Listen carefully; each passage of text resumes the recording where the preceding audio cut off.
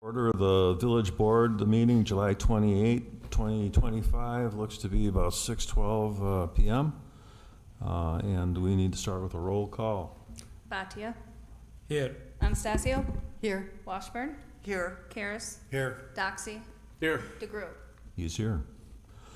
Next item is item C, Pledge of Allegiance. Please join us. I pledge allegiance to the flag of the United States of America and to the republic for which it stands, one nation, under God, indivisible, with liberty and justice for all.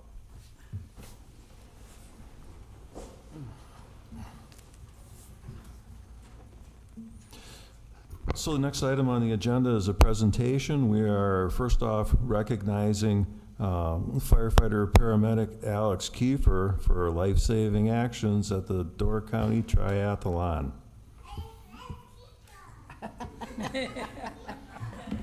That's the best. If I may, just provide a little feedback on our little information about our award. On July 12th, 2025, while participating in the Door County Triathlon, firefighter paramedic Alex Kiefer exemplified the true heart of the South Shore Fire Department mission to serve with excellence, integrity, and respect. During the bike portion of the race, Alex witnessed a fellow participant suffer a severe cardiac event, resulting in a crash. Acting without hesitation and considerable personal risk, Alex stopped his own race and responded immediately, initiating life-saving CPR. According to race organizers and his battalion chief, Alex joined shortly thereafter by another paramedic, actually his instructor, a paramedic instructor of his, performed chest compressions for approximately 6 minutes until law enforcement arrived with an AED. Their swift, decisive actions restored the participant's heartbeat.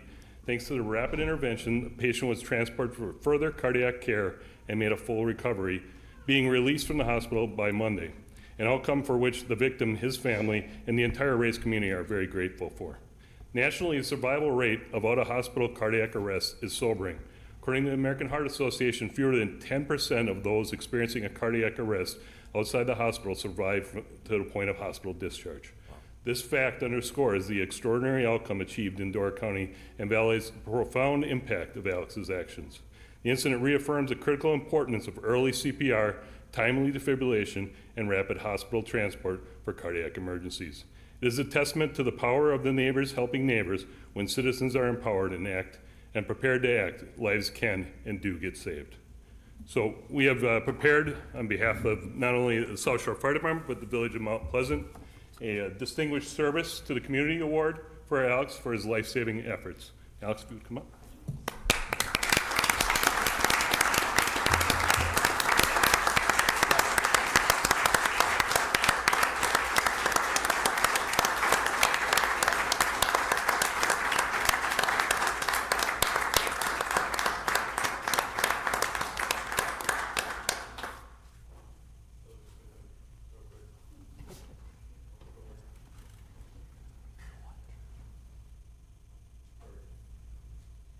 Door County EMS also provided a award, just great appreciation.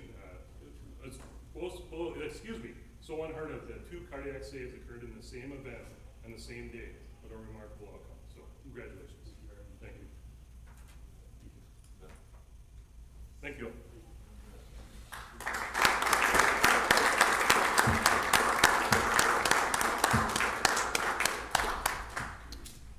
Mr. President, may I say Please. something? Yeah, you're not done yet. So, these are the kind of awards and the kind of nights that remind me of why, I ran to be a trustee, to be part of this village and the kinds of things that we do and the kind of people that we try to hire and have protecting our village. And to know that, 6 minutes of life support, of CPR, that's a long time. That's a long time of giving someone hope they're gonna live. And those minutes had to seem like hours to you. And so, with all the things we go through with you guys, this is the kind of stuff that makes it all worthwhile to live in our community and know how well-trained you are, how much we appreciate you, how much other people appreciate you, and how much is this your daughter? How much your daughter appreciates you. Your daddy's a hero, and that's, yes. Your daddy is a hero, honey. He is really a hero. He's like Superman. So, that's disbelief. She may not know. I mean, maybe I need to Smurf or, I don't know, a bigger hero. But anyway, congratulations to you. Thank you for serving in our department, and we look forward to having you here forever. So, thank you. And all of you that serve with him. Hey, Mr. President, I'd like to echo what Trustee Washburn said. In all our community, we always say we should be grateful and we should express our gratitude for all those who serve and protect. Firefighters, the police, the army, and everyone, but we don't do it enough. So I want to take this opportunity to say thank you for your service. Your actions have not only is the word, but you have shown what service stands for. Thank you very much. I think we are very fortunate to have a very well-trained group of people in our fire department, and also, I'd like to add the police force, and just cannot say enough from the bottom of my heart. Thank you for your service. Thank you for a commendable job. We need more of you like that. Thank you. Yeah, it's always nice to see the support that you have within your own firefighter community too. I mean, it's a big deal, and we appreciate it. If I could just ask you a question, and without getting too far into HIPAA or anything like that, because it was a triathlon, was it like a heat stroke related thing? I don't think so. Okay. I don't need to bloviate. Just great job. Thank you, and thank all you guys for your hard work and service. All right, let's give them one more round of applause.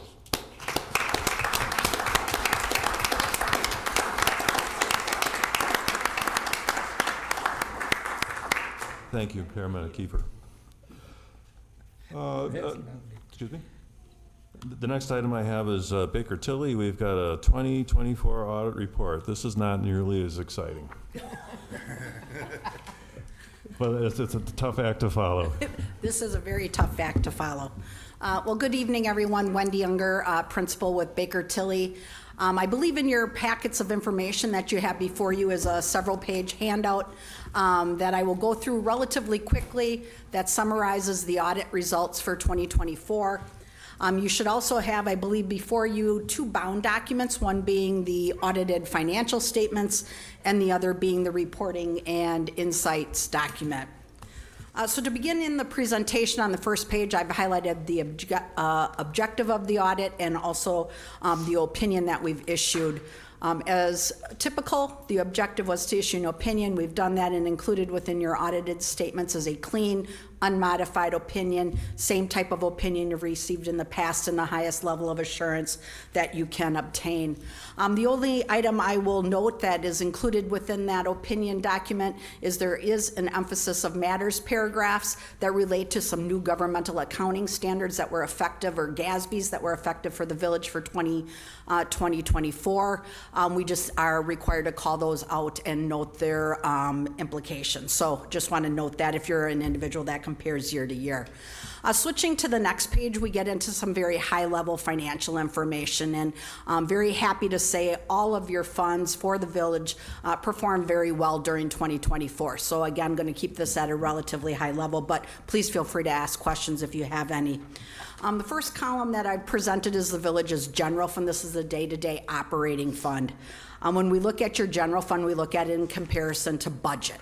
You did do some budget amendments during the year, so the information I'm providing is compared to that amended budget. The general fund had 27 million of revenue, 27 million of actual revenue and $25 million of budgeted revenue.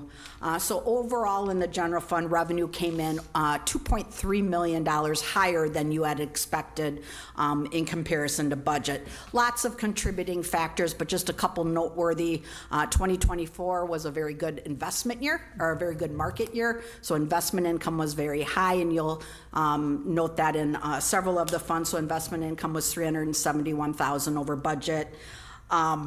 Building permits were $200,000 over budget, and that is based on the Microsoft development. Likewise, fire inspection fees and sprinkler fees, those were also over budget by $430,000. And then the other larger area was in your ambulance revenue. That was $650,000 over budget. When you look at expenses, $26.3 million of actual to a $27.5 million budget. So again, another favorable variance as your expenses came in under budget by roughly $1.2 million. Again, numerous contributing factors. Public safety was over budget. That was one of the few departments that were over budget. Police came in under budget. Fire was over budget. So the net effect was $150,000 overage. Public Works came in $670,000 under budget. Most of their categories were under, but the largest line item that was under was salt and sand, and that was $250,000. General government, which is more of your administrative type costs, that came in $370,000 under budget. That's where you also include your contingency money, which you had budgeted roughly a $490,000 contingency. Some of that was used as your legal fees were higher than budget. Also, so some of that money was needed. And then ultimately, the last item, you had budgeted some transfers out to the capital project fund and other funds, and that was not needed nor done, and that was $300,000 that would remain in the general fund. So overall, when you look at your amended budget, you budgeted to use $2 million of fund balance. You actually added $1.5 million to the general fund balance, so a positive fluctuation of $3.5 million. Ended the year at 12.8, almost 12.9 million of fund balance. As I broke out in the presentation, a small portion of that is non-spendable. That's monies that's already been received or monies you have not collected, but they are sitting in income. Also, 1.36 million is what you budgeted to use for your 25 budget. So if everything played out as you had budgeted, you will need that to balance your budget. So we pull that out. The remaining balance is 11 million. That is 40% of your general fund operating budget. So a very strong financial position within your general fund. Moving to the next columns, and again, I will go through these a bit quicker. Debt service fund, $7.7 million of revenue. A good portion of that is taxes. You do get some money from Caledonia, and there was some money that came in from the sewer fund for their portion of debt. You spent $5.4 million on principal and interest. Keep in mind that this debt service fund is only village debt. It does not include utility debt. Excuse me, $5.3 million in principal and interest was paid. You added 2.3 to fund balance and ended the year at 3.5 million. Those monies are restricted and can be used for future debt service needs. The next column is TID 5. TID 5 had $36 million of income. 10 million of that is increment, so that's the increment, tax increment that's being developed.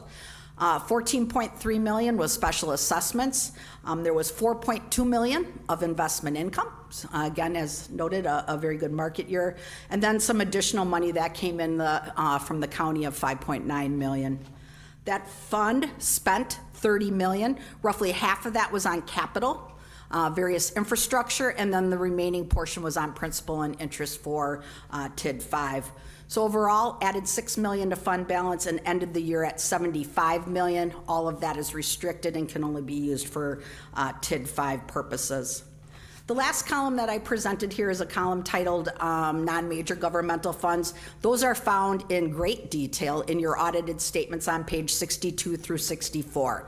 This is an accumulation of 24 funds. 7 of them are TID, but the larger funds that are included in there are your tourism fund, solid waste, stormwater, and your road improvement fund. Overall, Those funds added $4 million to fund balance, ended the year at $27.6 million. You'll note there is one small deficit that is noted in the presentation of roughly $4,000, and that is the deficit balance in TID 6.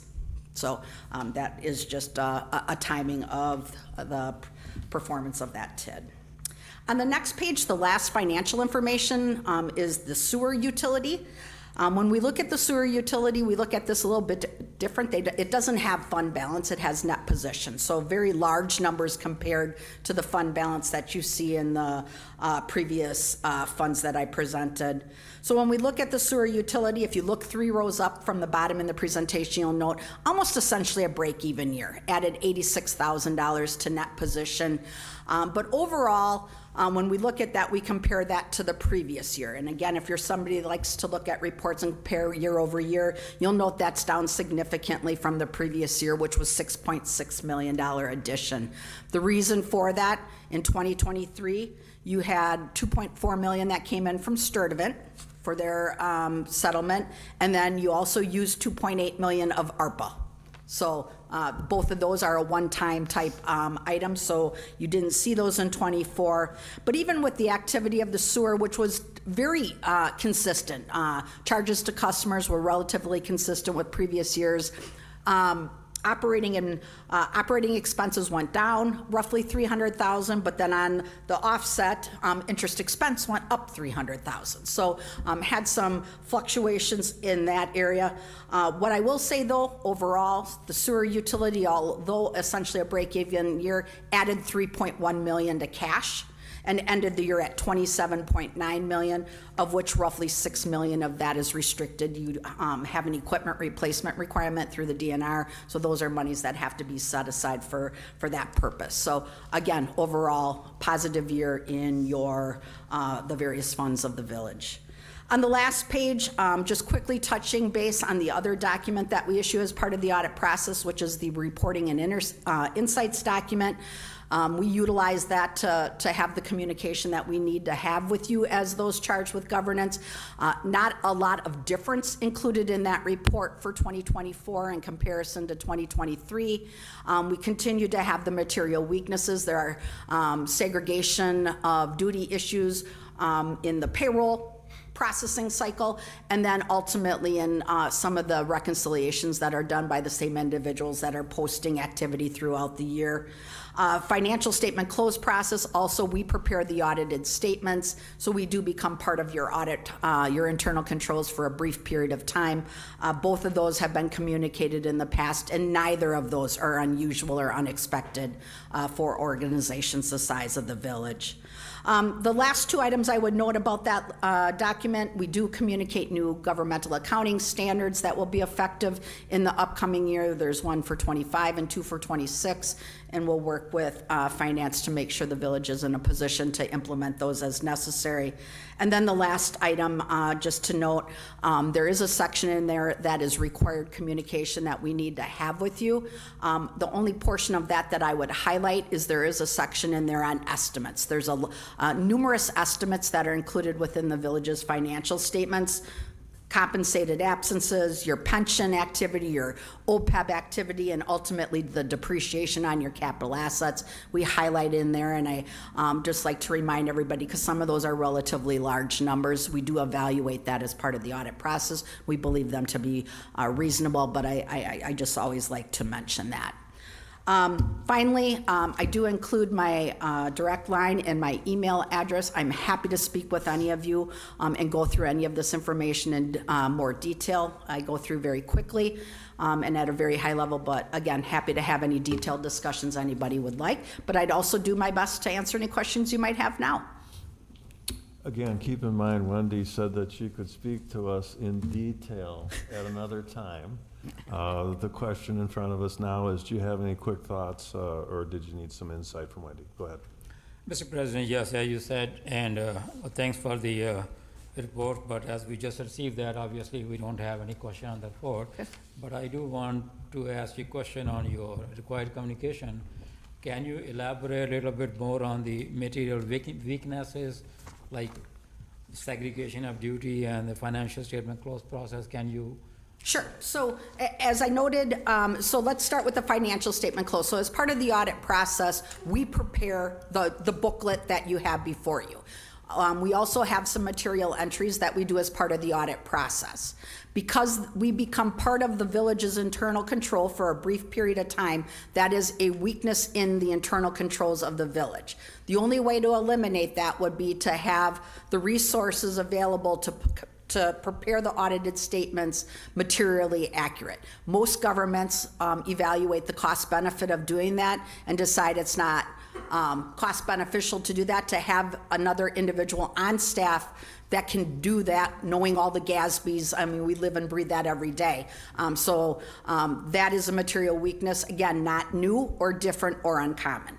The other one where we talk about segregation of duties, and in your reporting and insights document, there is a bit more detail. But when we look at that, we look at what are the segregations around the various transaction cycles. So we look at accounts payable, we look at payroll, those two being the largest, and look at the controls that are in place over the process, right?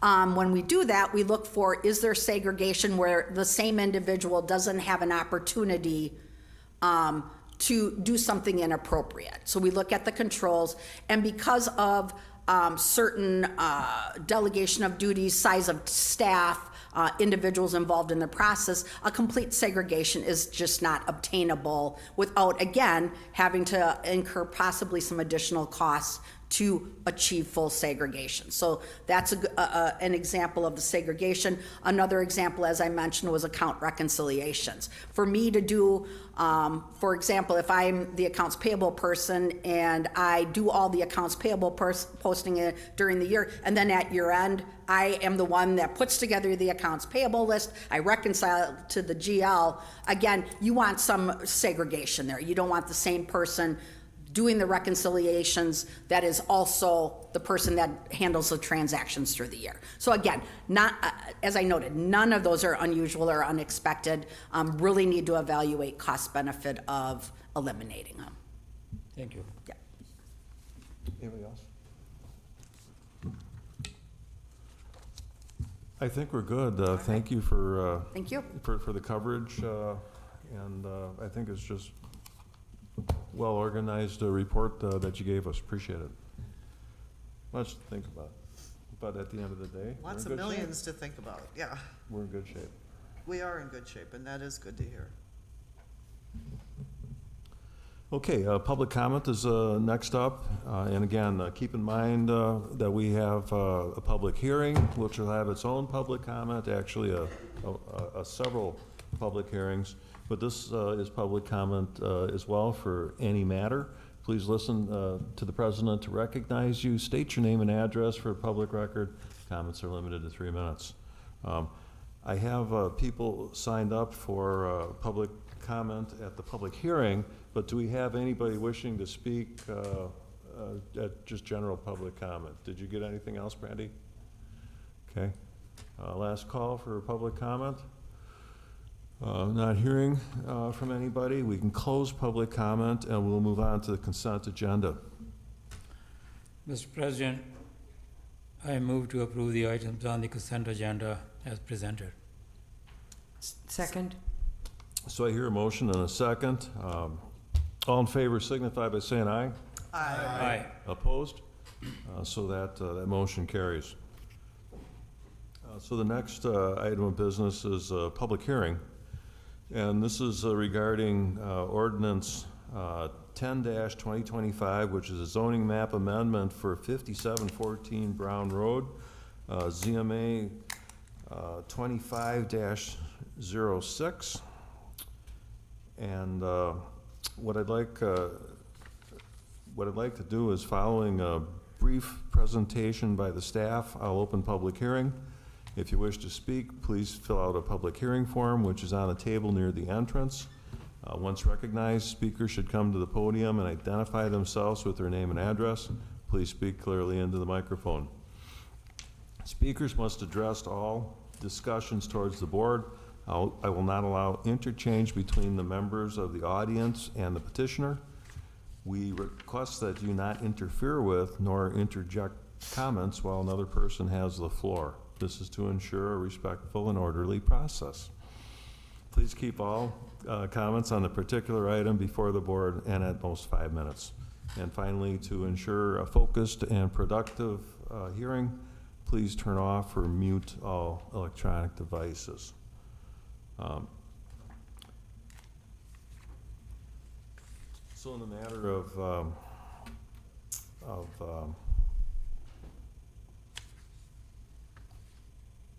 5714 Brown Road, ZMA 2506, Mr. Schultz. Mr. President, members of the board, the applicant applied to amend the zoning map for the property from AG2 to RN, which is neighborhood residential. The applicant submitted a concept plan with the application that showed a 336-unit residential development with sites for detached, 2-unit, and townhouse buildings. The village board approves the zoning map amendment. The applicant must next apply for preliminary plat, civil and stormwater engineering, and final plat approval to subdivide the property. They would then apply for site and building plan approvals. Additionally, any land division is subject to a development agreement with the village for the installation of the public infrastructure involved. The Plan Commission reviewed this application at their June 18th meeting and recommended the Plan Commission recommended that the village board move to approve the attached ordinance 10/2025. The application follows the land use element of the multi-jurisdictional comp plan for Racine County. Notably, the southward extension of Oaks Road is also shown on the Southeastern Wisconsin Regional Planning Commission's Regional 2050 plans, which denotes the high level and long-term importance of the Oaks Road extension shown on the concept plans subject to development of this parcel. The Village of Mount Pleasant Master Bicycle Plan 2030 identifies a trail along Pike River Pathway, which exists, and along Brown Road, which does not exist. A park and open space plan for the Village of Mount Pleasant 2050 does not recommend anything for the subject property. The RN district is one of the new ones as part of the reconfigured residential zoning districts that you all approved about a month ago. The description is it accommodates up to 6 dwelling units on lots. The village intends RN lots to bridge suburban and urban style areas, provide a mix of housing in a neighborhood context, or lie along collector and minor arterial streets. This includes those along both Brown and the potential Oaks Road extension. The village staff will review any proposed developments on the subject parcels for zoning and land division compliance. For neighbor communications, the applicant mailed notices to surrounding property owners in late May. Additionally, the applicant informed the village staff that they met with some residents of the Regent subdivision and Brown Road area on June 16th from 6 to 8 p.m. to discuss the application and concept plan. The applicant did not make any changes to their plans immediately following the meeting. However, they did acknowledge in their communication to the village staff that they would take the neighbor concerns, including drainage and screening, into account on a subsequent preliminary plat application. The village staff would complete a full fiscal impact analysis upon the submission of any land divisions or site plans for review. And just a reminder before I conclude that this RN zoning district, in terms of the kind of scale of intensity that you approved in that new zoning guideline, is right in the middle. So it goes estate lot residential, which is essentially 1 to 10 acre lots, then low density residential, which is your standard kind of suburban lot up to an acre, and then this is right in the next step up. So this is intended to be kind of that catch-all to allow for both single family homes and some of that townhome development. The reason why the village staff recommended to the Plan Commission, and the Plan Commission ultimately recommended to you all, why this was an appropriate district for this location for residential development, is largely due to that Oaks Road extension. As you would continue northward, obviously it's very close to some near industrial properties, but as you continue to move northwards along that Oaks Road extension, you run into Menards and Walmart and the ancillary commercial around there. So, you know, the Plan Commission in particular felt that if you're going to add a little bit of density along a major collector road, which Oaks Road is slated to be, it made sense to apply a little bit more density in the RN zoning district. So with that, they recommended that you approve this application. I can answer any questions once you get to the deliberation portion. Was there anybody from the developer that was wanting to speak to this at all?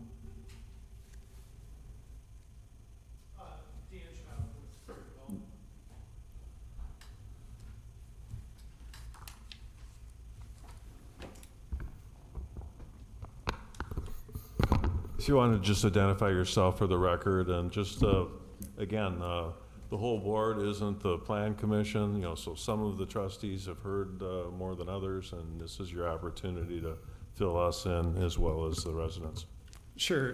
Dan Shop with Bear Real Estate Group, 4011 80th Street, Kenosha, Wisconsin.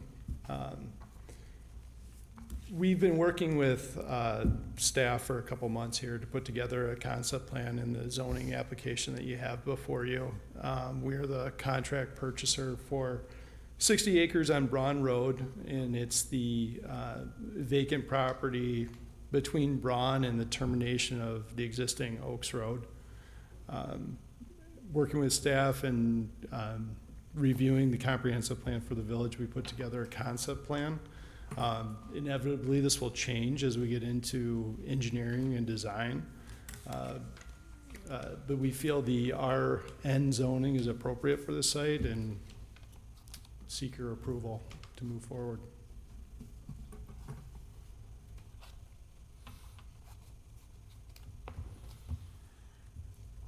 Okay, thank you. So at this point, I'll open this up for public comment. At this point, I've got Tony Martino signed up. Can we hear from Tony?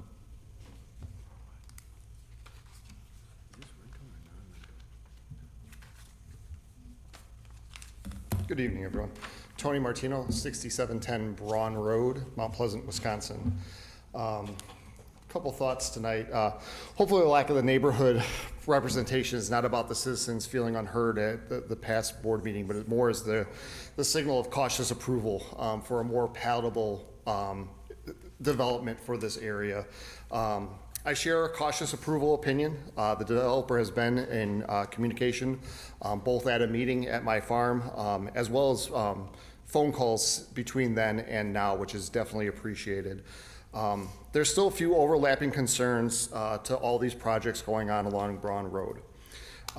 Things I would like to hear the board discuss as they deliberate and ask the questions that need to be asked here. One is, I don't feel the infrastructure cost was really covered as well as it could have been.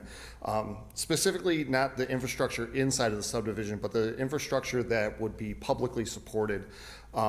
Where is that money going to come from? And will Braun residents be expected to connect to this new sewer and water system that is going in front of their home? And if so, will that be at a cost to those individuals? There's a plan for expanding Braun Road, the bicycle path. It's my understanding, there's some properties that don't have the needed right-of-way. What is the village's plan to gain that right-of-way to be able to expand sewer and expand Braun Road to handle this traffic and the new sewer improvement? Other question I have is what guidance will be given to make sure that the traffic study is truly comprehensive of what Braun Road will look like in the future? One of the board members mentioned that the area needs to be looked at like a jigsaw puzzle to be filled in. I agree with that, but I think we're a little bit behind because a puzzle starts out as a picture and then they stamp it and cut it into pieces. Right now we're handing a piece to a developer, they're purchasing a piece and they get to color their own picture with some guidance from the board and the planning commission, but we don't truly know what that painting is going to look like when the puzzles are done.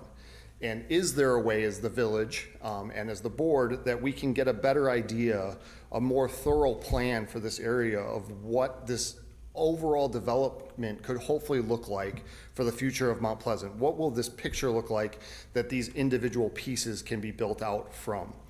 And that's really all I have. Thank you for your time, but I would really appreciate a true discussion about some of those things, or at least an acknowledgement that there's a process in place that we can start so that we as residents know what's going to be suggested for around us, and then to also make sure that when we do our traffic studies, it's comprehensive and it's not just these two developments, but also what's being planned for the rest of Braun Road as it's being developed in Biscayne as well. So again, thank you for your time. Appreciate your thoughts. Anybody else wishing to speak publicly on this matter? I have nobody else signed up other than Mr. Martino. Anybody? That being said, we can close public comment on this item, and we can look for a possible motion. Mr. President, I move to approve ordinance 10-2025, 5714 Brown Road zoning map amendment, ZMA-25-06 as presented. Second. So I hear a motion and a second. Discussion, thoughts from the board? Go ahead. I guess I'll go first. So I like that this is gonna be a owner occupied, not rental. And, but I think as we're adding more and more units so quickly, we're getting out over our skis a little bit. Cause now with this 336 units plus the 600 and some units, we're around 1,000 units on Braun Road that could be there in a few years. So traffic studies, what, Tony mentioned, yes, we need to know what that's gonna look like. And also, how much are we gonna stress by adding that many more units, plus what we're adding out on C, to the fire department, EMS, and the police? So do we have plans to increase the size of the fire department, the EMS, and the police as we do this? Because we're gonna need to do that with that many more people coming that quickly. And then as per traffic, I just thought with what they're gonna have in units here, we're gonna have at least 2,000 cars on added to Braun Road every day. And now Oaks will have some, which is great that we're gonna have another outlet. And then going into once built, what happens if they don't reach capacity? We have 600 units going in. If they don't reach capacity, I don't know where Tivoli's at. I know that Seasons is under capacity. So if we're gonna have problems with that, what happens with those? Wrong project. And then, Wrong project. well, I'm just, Wrong project. I'm asking questions. And then the last thing is, You're making statements. what we're seeing with this, which this looks like a really cool project, I'll admit. Has there been any thought of any kind of like multi-use zoning? And I don't know, Sam, if that's capable, where we put something in there, or mixed-use zoning, sorry, where there's a place for coffee shops and a couple other things within the property. So instead of people getting up and running out to Starbucks a ways away and creating more traffic, they're doing it right on their site. Andrew, this zoning request is not for mixed use. Well, I'm asking, has that been a thought? So I just threw a bunch out there, I'm sorry, but yeah. I don't think this is quite ready to go at this point. It's a zoning request. It's not a zoning request for mixed use. Yeah, and once we allow for the zoning request, we can't step back from it. So should we really make a Well, zoning until change? a developer gets the zoning request, he can't flesh out his plans anymore because it costs a ton of money to do all that. And help me out here, Sam, with the drainage and stormwater and all of that stuff comes after the zoning request. I can try to address a couple of Trustee Doxey's points there. And President DeGroot, so yes, correct. It is always a balance, right, as we go through these, developers submit concept plans, but of course, they try to limit, their full financial exposure until they have some level of entitlement. So there's always a push-pull in our regulations of requiring what, when, and we try to balance that when we look through writing our zoning ordinances. A good example is a traffic impact analysis for a site this large could be, it's definitely 5 figures, and it's probably, somewhere between $10,000 to $20,000 at a minimum. So that, is a big cost for a developer to put into something just for a zoning request if it gets denied, obviously. So that's obviously part of the development game, and we try to ask for it. Where we've drawn the line for those circumstances is most often with the preliminary plat. Traffic impact analysis, for example, because the traffic engineers will look at the proposed intersections and roadways, they can create a more detailed report when they have a plat to review and lots to do those projections on. So to require it with the zoning sometimes is a little bit premature because the engineers don't have enough to go off of. But if we would require it after the preliminary plat, then that train would have definitely left the station. So we try to peg it around that preliminary plat standpoint. We require it for anything with more than 100 lots. So in this specific application, for the applicant to submit a preliminary plat will require a traffic impact analysis. The way it gets scoped, to discuss one of the points that Mr. Martino brought up, is in coordination with any of the surrounding jurisdictions. In this circumstance, it is just the Village of Mount Pleasant, and then interdepartmentally as well. So Tony and Public Works Department get to review it. If there's public safety concerns or connection points or things that we know are of an issue, we'll bring in police or fire in some of those. And then, of course, planning from our standpoint in the comprehensive planning. So we do an interdepartmental kind of scoping. We give an approval to the scope, and then they go and do the analysis and bring us back the actual traffic engineering. So that's generally how we scope out those projects.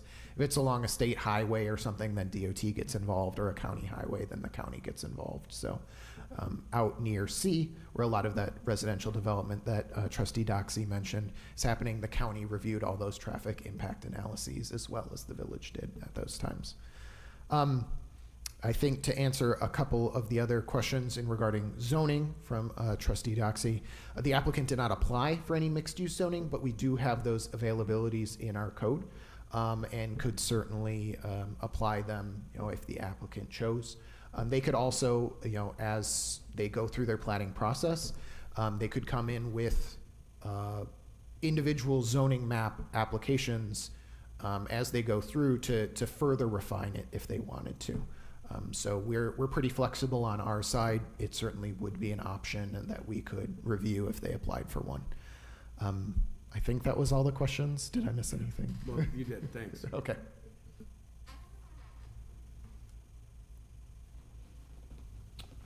Ron?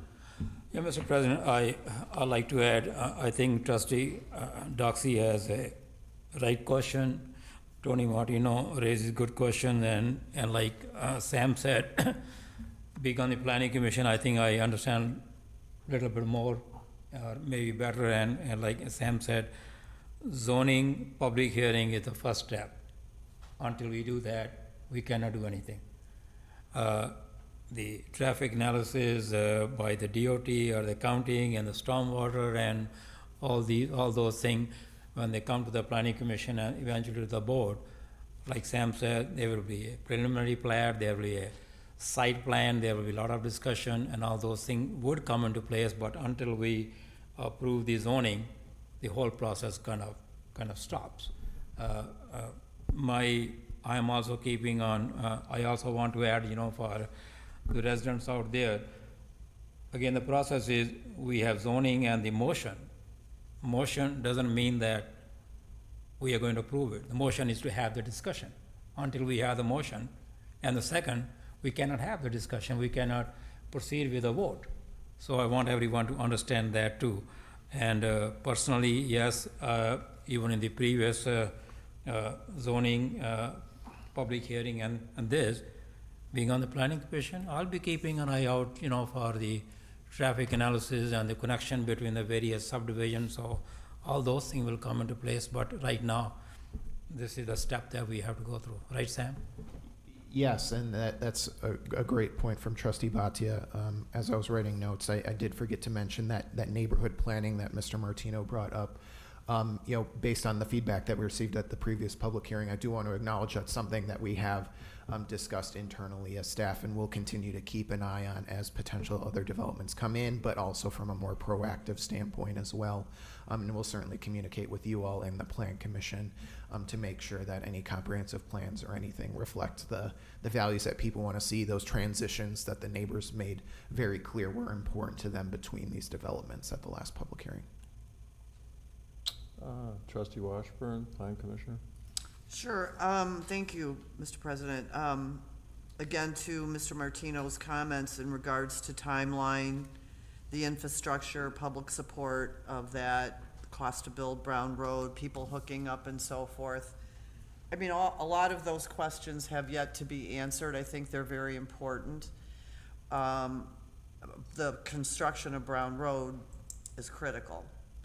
But also, I think what we need to keep in mind is timelines. And I think that when, tonight, with this project being a little further west on Brown Road, we don't have all the neighbors from the region here, but when you look at projects that have come before us, and I'll take, Dan, your previous project on Pike River, you know, we approved those developers agreements. Some of those started before I was on the board. I was elected in 2020. And so those agreements and site and zonings and so forth were approved in 2017, 2018, 2019.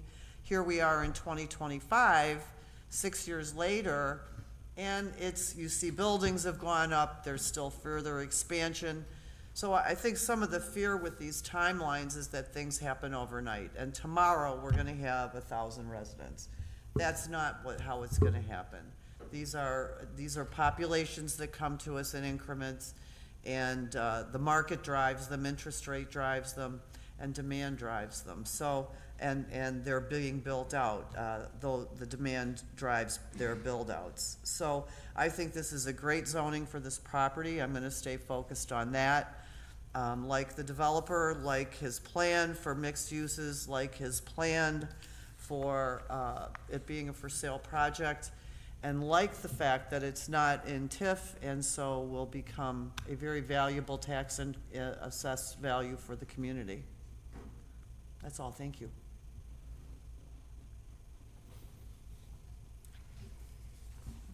Okay. I think it's a good project. The developer certainly has a good reputation. I believe that it's been well thought out, at least to the extent that it can be at the early stages. The Plan Commission and the staff will continue to keep an eye on things as things move forward. But as Trustee Washburn just said, this does not happen overnight. A lot of work to do. A lot to happen. I hope that Trustee Doxey is a little bit more assured, hearing answers from Mr. Schultz. But I believe that this is something that we should be supporting. So I'll call for the vote. Roll call, please. Bhatia. Aye. Anastasio. Aye. Washburn. Aye. Karas. Aye. Doxey. Aye. DeGroot. Aye, that motion carries.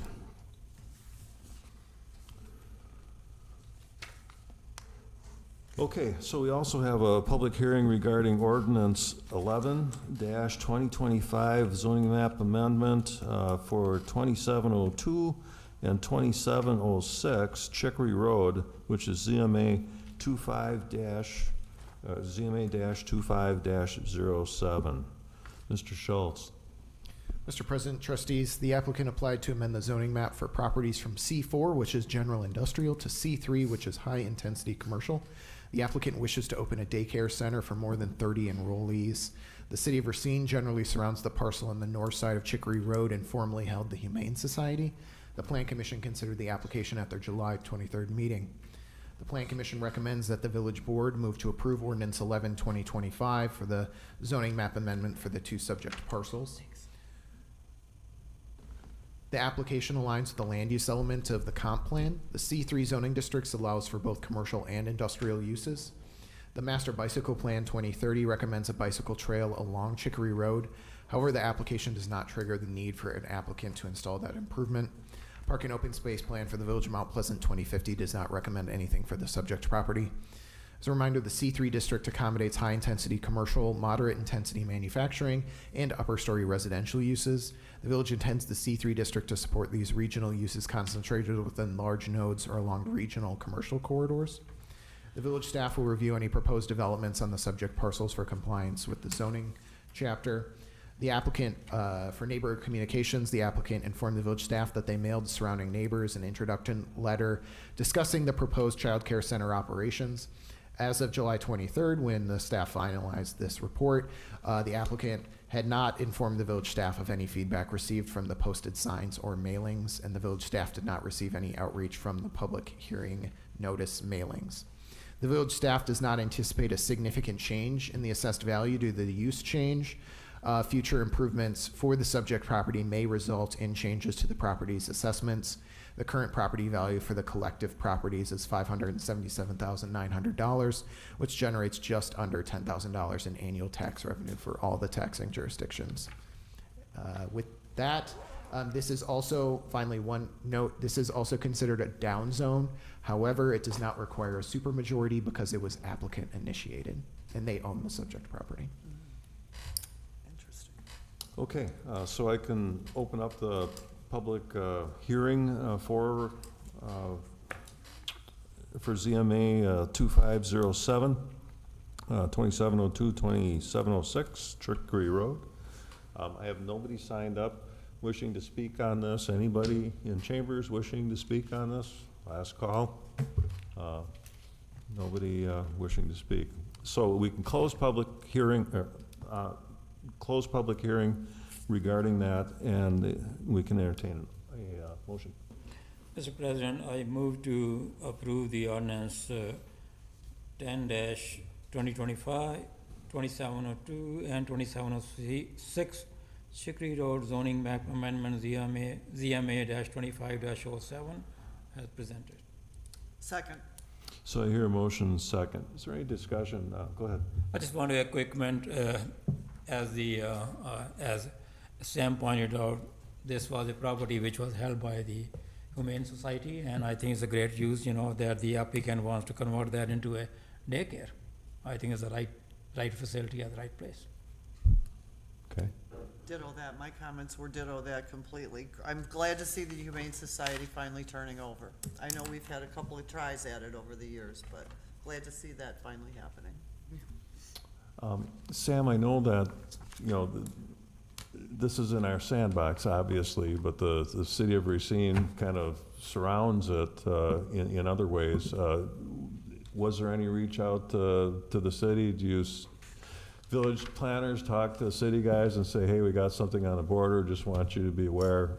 Any feedback from the city at all? Not that it matters. Yeah, we didn't reach directly out to staff. We have a good relationship with the City of Racine planning staff, but we felt this use change was fairly minor, so we didn't reach out to them directly. That said, as part of the official notice, Jill does notify the city clerk as one of the adjacent communities of the pending zoning change. And to my knowledge, she didn't receive any feedback from the city. Okay, I'm glad that we do that. It's just a courtesy thing, really. Any other thoughts? Okay, so on the matter of ZMA 25-07, roll call, please. Bhatia, Aye. Anastasio, Aye. Washburn, Aye. Karas. Doxy, Aye. Aye, motion carries. Being that we have no other business, we could take one last motion. Move to adjourn? Second. I hear a motion. Second, all in favor, signify by saying aye. Aye. Aye. Aye. We stand adjourned. Thank you very much.